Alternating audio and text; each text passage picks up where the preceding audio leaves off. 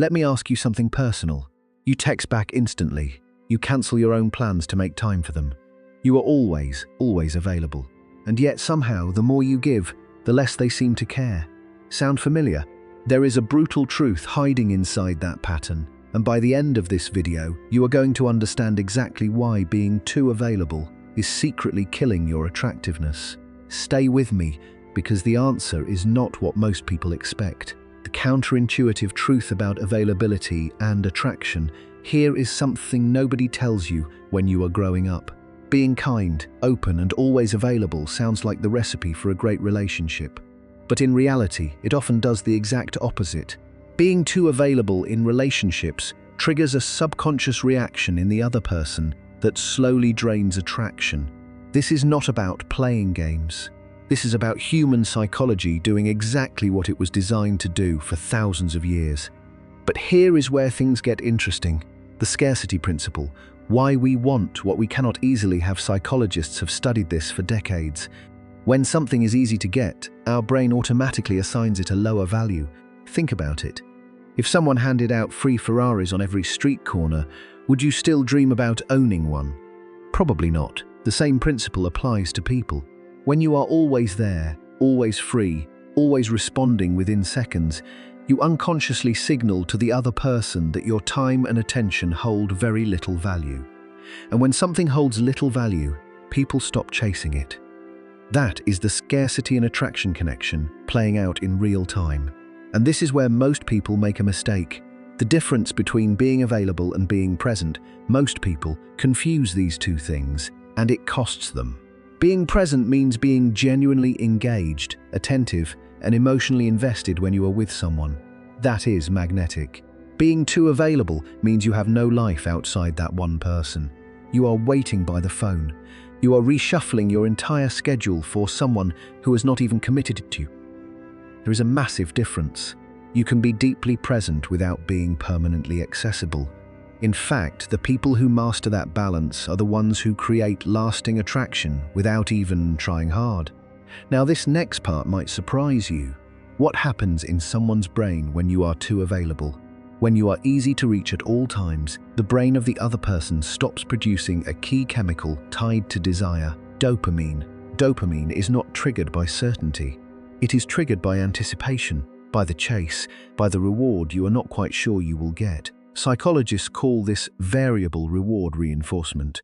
It is the same mechanism that makes people unable to stop scrolling social media. When you pull back slightly, when your responses are not always instant, when your schedule is not endlessly flexible, that unpredictability actually creates excitement.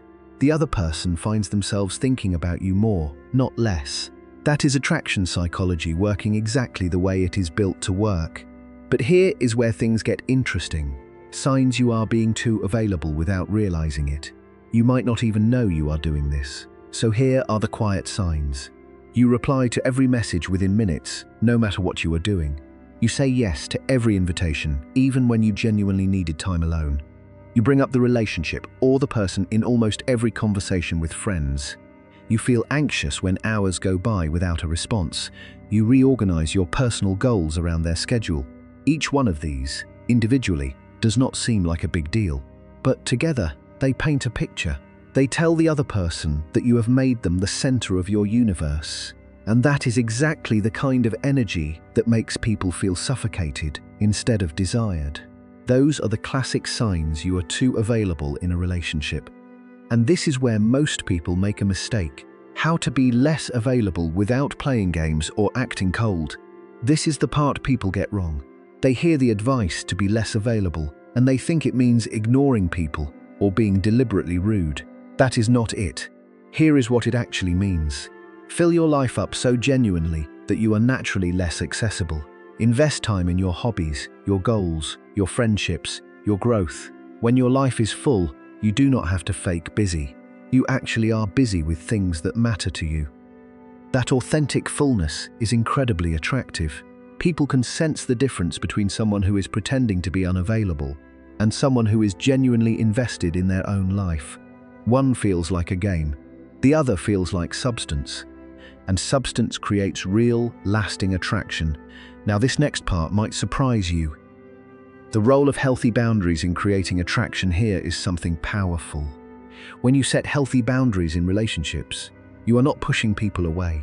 You are actually doing the opposite. Boundaries communicate self-respect, and people who respect themselves naturally attract others who respect them too. Think about the most magnetic people you have encountered in your life. Chances are, they were not desperate for your attention.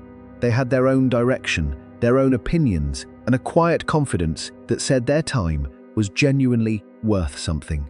That quality does not come from tactics. It comes from having real boundaries and sticking to them. When you know your own worth and protect your time accordingly, it becomes quietly irresistible. But here is where things get interesting.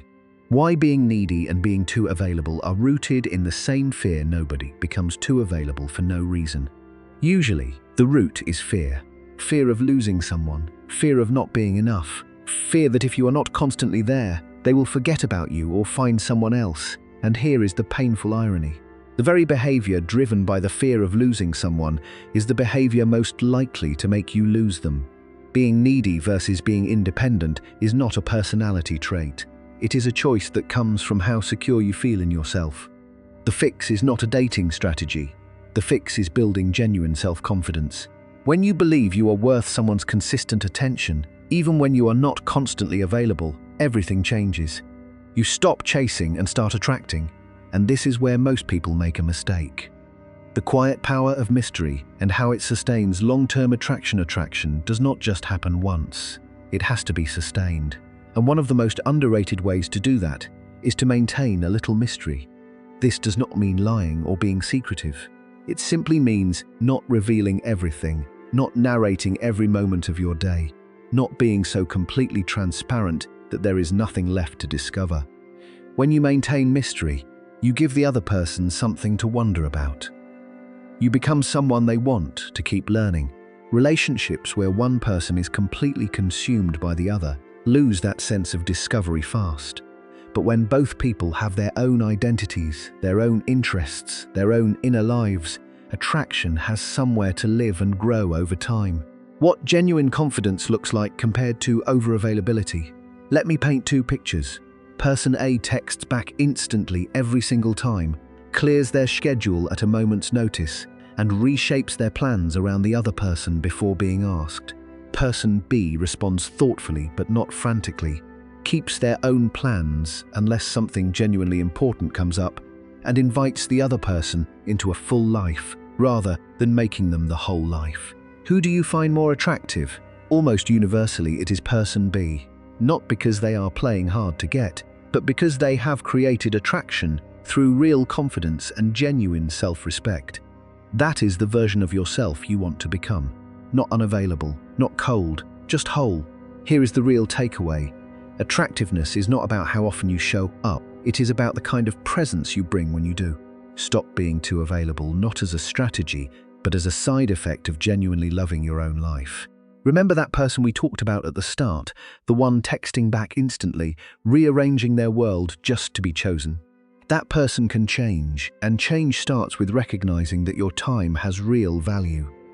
If this helped you understand the psychology behind why being too available kills attraction, then you are going to want to watch the next video where I break down exactly how to build the kind of confidence that makes people naturally drawn to you without you lifting a finger to chase them.